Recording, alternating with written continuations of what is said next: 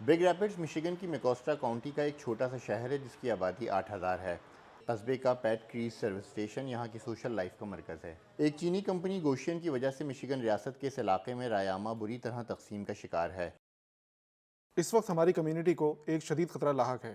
گوشین company 2.4 ارب dollars کی لاگت سے اس علاقے میں ایک پلانٹ لگانا چاہتی ہے جہاں الیکٹرک گاڑیوں کی بیٹری کے پارٹس بنائے جائیں گے۔ اس منصوبے پر مقامی افراد کا رد عمل ملا جلا ہے۔ اس سے یہاں کی معیشت بہتر ہوگی۔ قصبے کے ایک اور رہائشی بھی گوشین کے یہاں آنے پر خوش ہیں۔ کیونکہ ہمارے بہت سے ڈالرز چین کی جیب میں چلے جاتے ہیں، تو اس لیے ہمیں ایسا راستہ نکالنا ہوگا کہ سرمایہ کاری کے ذریعے ان میں سے کچھ کو امریکی معیشت میں واپس پھیلایا جائے۔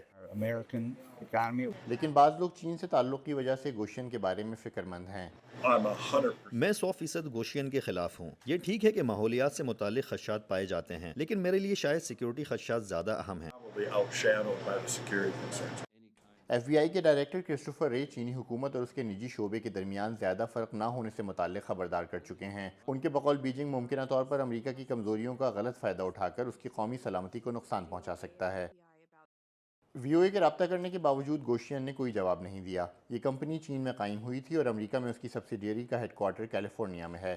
اس کے بورڈ میں چین، امریکہ اور جرمنی سے تعلق رکھنے والے افراد شامل ہیں۔ گوشین میں نارتھ امریکن مینوفیکچرنگ کے نائب صدر چک تھیلین کے مطابق ان پر انگلیاں اٹھائی جا رہی ہیں۔ کسی وجہ سے کچھ لوگ گوشین کو بلی کا بکرا بنا رہے ہیں، جبکہ ہم بالکل اسی طرح کاروبار کرتے ہیں جیسے کئی دیگر کمپنیاں یہاں پہلے سے کر رہی ہیں۔ امریکہ میں چینی سرمایہ کاری اس سال ہونے والے صدارتی الیکشن میں بھی موضوع بحث ہے۔ ریپبلکن صدارتی امیدوار ڈونلڈ ٹرمپ اور ان کے ساتھی امیدوار جے ڈی وینس ڈیموکریٹس پر الزام عائد کرتے ہیں کہ وہ امریکی ٹیکس پیئر کا پیسہ چین پر خرچ کر رہے ہیں تاکہ وہ یہاں کاروبار کرے۔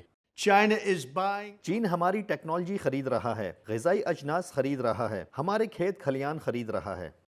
نیو یارک ٹائمز کے مطابق گوشین کو مشیگن اسٹریٹجک فنڈ سے سبسڈی کے مد میں 80 کروڑ ڈالر ملے ہیں اور اسے انفلیشن ریڈکشن ایکٹ کے تحت ٹیکس کریڈٹس کا حقدار بھی ٹھہرایا جا سکتا ہے۔ مشیگن کی گورنر گریچن وٹمر اور دیگر ڈیموکریٹس کا موقف ہے کہ گوشین جیسی کمپنیوں کو مراعات دینے کا مقصد یہ ہے کہ یہ کمپنیاں بیرون ملک جانے کے بجائے ریاست ہی میں کاروبار کریں۔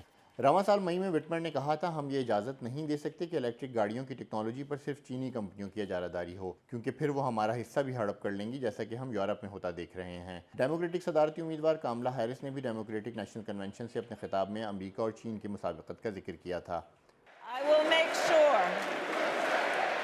میں یقینی بناؤں گی کہ ہم خلائی تحقیق اور آرٹیفیشل انٹیلیجنس جیسے میدانوں میں دنیا کی قیادت کریں اور 21ویں صدی کے مقابلے کا فاتح چین نہیں بلکہ امریکہ ہو۔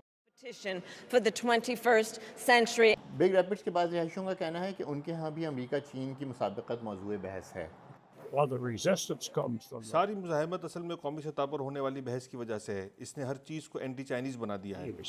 گوشین کے ایشو نے بگ ریپڈز کو بھی انتخابی مہم میں اہم بنا دیا ہے، جس کی وجہ سے وینس نے اگست میں یہاں کا دورہ کیا تھا۔ کیلایو کے ساتھ عمیر بن ریاض، وی او اے نیوز۔